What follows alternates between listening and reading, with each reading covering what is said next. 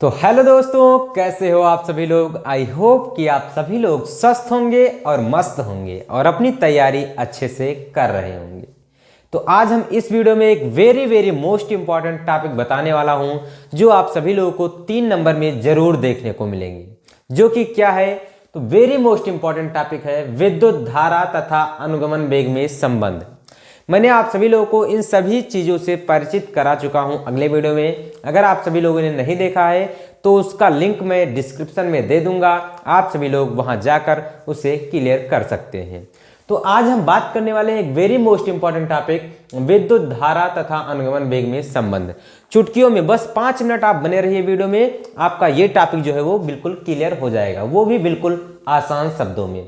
जैसा कि इस का वीडियो आप कहीं भी नहीं पाएंगे, तो आप इस वीडियो में जरूर बने रहिए, क्योंकि इस टॉपिक को कई तरीकों से सॉल्व किया जा सकता है, लेकिन जो सबसे आसान मेथड है वो इस वीडियो में मैं बताने वाला हूं। तो आ जाइए आप सभी लोग, देर ना करते हुए मैं वीडियो को शुरू करता हूं। देखिए, ये चित्र बनाया है मैंने, एक चालक ले लिया है मैंने AB। क्या ले लिया है? एक चालक AB ले लिया है, जिसकी लंबाई क्या है? L है। और इसको किससे जोड़ दिया है? एक बैटरी से जोड़ दिया गया है। इसमें धारा I प्रवाहित हो रही है। इसका जो चुंबकीय जो वैद्युत क्षेत्र है वो E है, और जो इसका अनुगमन वेग है इसके विपरीत दिशा में BD है। ठीक बेटा, अब देखिए यहां पर जो लिखने वाली बात है वो क्या है। माना एक चालक AB है जिसकी लंबाई L है, एक चालक AB है जिसकी लंबाई L है, तथा अनुप्रस्थ काट का क्षेत्रफल A है। अनुप्रस्थ काट का क्षेत्रफल क्या हो गया?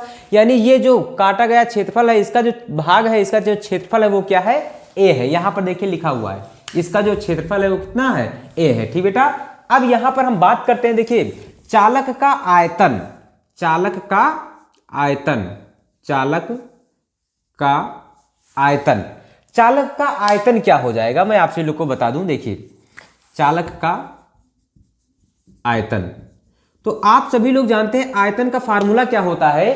तो लंबाई गुणे चौड़ाई गुणे ऊंचाई होता है, यही तो होता है। यानी L गुणे B गुणे H होता है।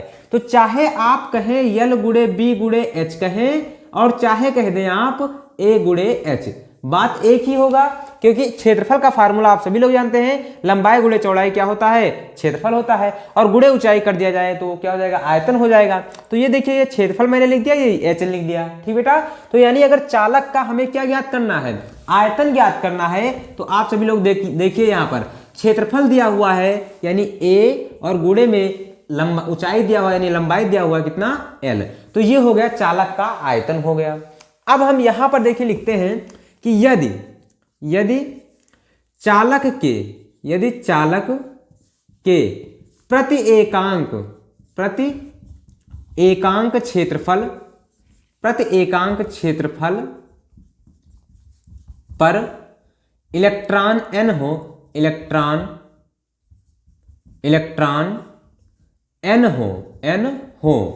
तो चालक पर कुल इलेक्ट्रॉन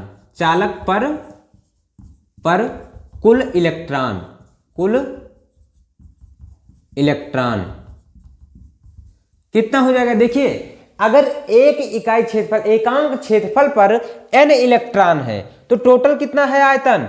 A इंटू L है। तो यानी टोटल इलेक्ट्रॉन कितने हो जाएंगे? तो इससे गुणा कर देना होगा n को। जब एकांक क्षेत्रफल पर n है तो इतने आयतन पर कितना हो जाएगा? तो n गुणे इतना। तो यही चीज मैं यहां पर कर दे रहा हूं, देख लीजिए, n into A into L, ये हो गया।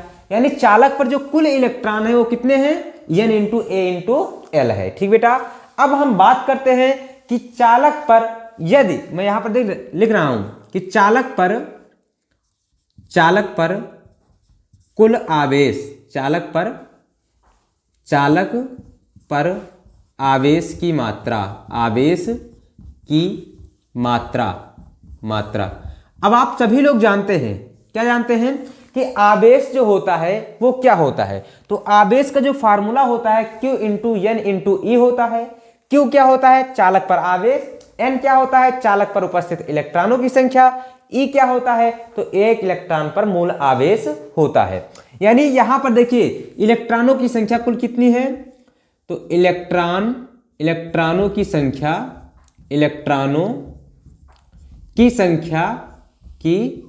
संख्या गुणे क्या हो जाएगा? मूल आवेश, मूल आवेश, मूल आवेश। ठीक बेटा, ये हो जाता है क्या, चालक पर आवेश की मात्रा।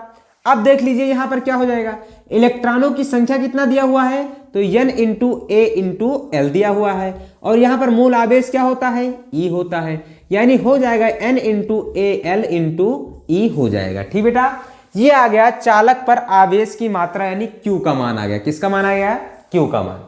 अब आप सभी लोग जानते हैं यहां अनुगमन वेग क्या है, Vd है, तो यहां पर मैं लिख दे रहा हूं चूंकि अनुगमन वेग, चूंकि अनुगमन वेग, अनुगमन वेग Vd है, अतः क्या हो जाएगा, अतः यानी चाल आवेश को, यहां जैसे आवेश जा रहा है, अब आवेश को चालक को पार करने में लगा समय कितना हो जाएगा, तो यहां पर मैं लिख दे रहा हूं अनुगमन वेग Vd है, अतः चालक द्वारा, अतः आवेश द्वारा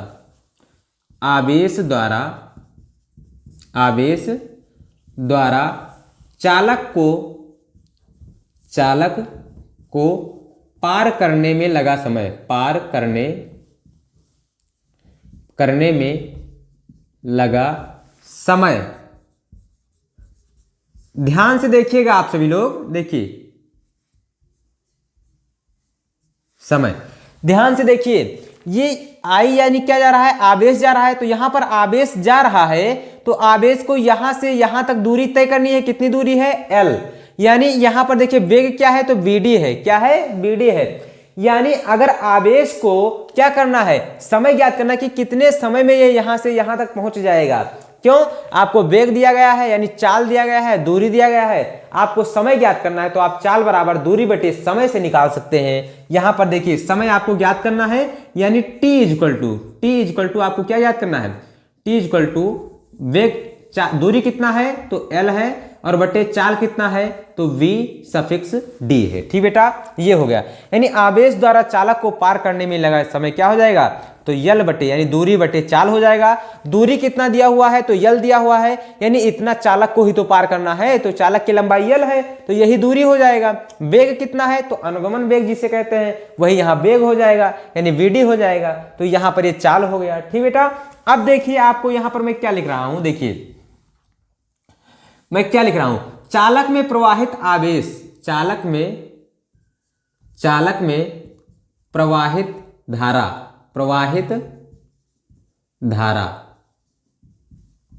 चालक में प्रवाहित धारा I है, तो I बराबर फार्मूला क्या होता है, धारा I बराबर होता है Q बटे T, यही तो होता है। तो Q का मान क्या है, T का मान क्या है, हम रख देते हैं।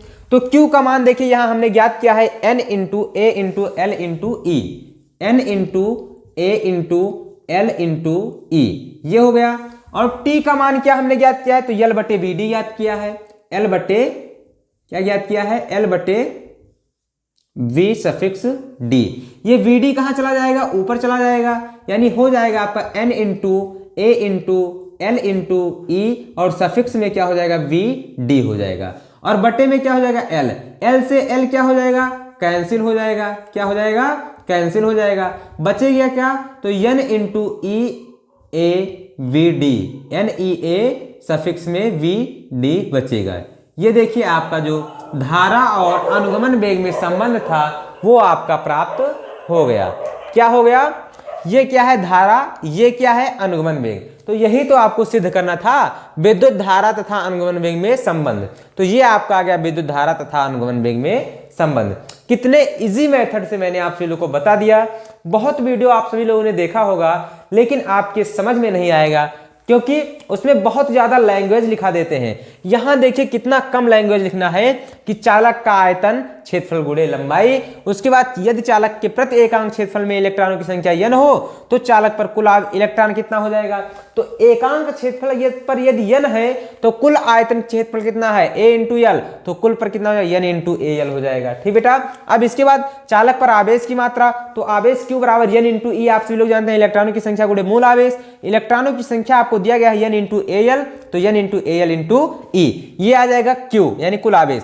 अब आप सभी लोग जानते हैं, मैंने बताया है कि अनुगमन वेग क्या है, vd है। तो अनुगमन वेग vd है, अतः आवेश द्वारा चालक को पार करने में लगा समय तो t बराबर l इंटू vd।